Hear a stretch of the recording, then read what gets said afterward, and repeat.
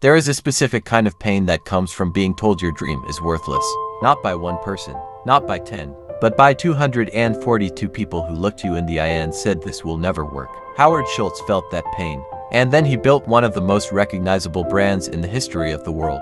This is his story. Howard Schultz didn't grow up with advantages. He was born in 1953 in Brooklyn, New York, in a housing project where the elevators smelled like old concrete and the hallways felt like they were closing in on you. His father worked brutal physical jobs, the kind of work that breaks a body slowly over years. And then one winter his father slipped and broke his leg at work. No health insurance, no sick pay, no safety net, just a broken man, a frightened family, and a silence in the house that felt heavier than anything young Howard had ever felt before. He sat with that silence for years. It shaped everything about who he became, because Howard Schultz decided that day, without knowing exactly how, that he would build something different. Something that actually took care of people. He just didn't know yet what that something would be. In the early 1980s, Howard was working for a coffee equipment company when he visited a small coffee shop in Seattle called Starbucks. They sold coffee beans, just beans.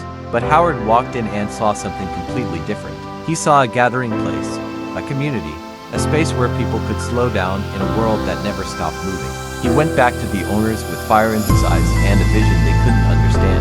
They said no. So Howard went looking for investors who could. The first one said no. The 10th said no. The 50th said no. The 100th said no. By the time Howard reached rejection number 200, most people would have accepted the verdict.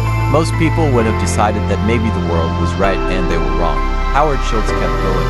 Because there is a difference between people who quit and people who change the world, and that difference is not talent. It is not luck. It is not connections. It is the decision to believe in what you saw even when everyone around you saw nothing. 242 investors said no.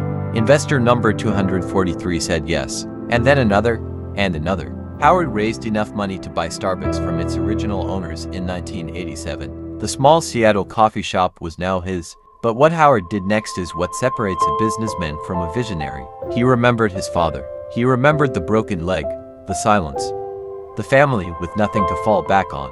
And he did something almost unheard of for the time. He gave every employee, even part-time workers, health insurance and company stock. He built the company he had always wished existed for his father. People didn't just work for Starbucks after that. They believed in it.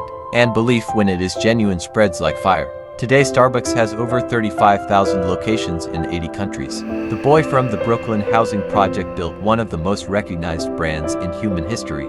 242 people said no. One dream said yes. And Howard Schultz chose every single day to believe the dream louder than the rejection. He is now worth over $4 billion. But the number that matters most is not 4 billion. It is 242, because every single no was a test. And he passed everyone. If you are watching this right now and life keeps telling you no, if the doors keep closing, if the people around you cannot see what you can see, understand something deeply. The people who said no to Howard Schultz were not wrong because they were stupid. They were wrong because they couldn't see his vision. And nobody can see your vision the way you can. That is not your weakness. That is your responsibility. Keep going.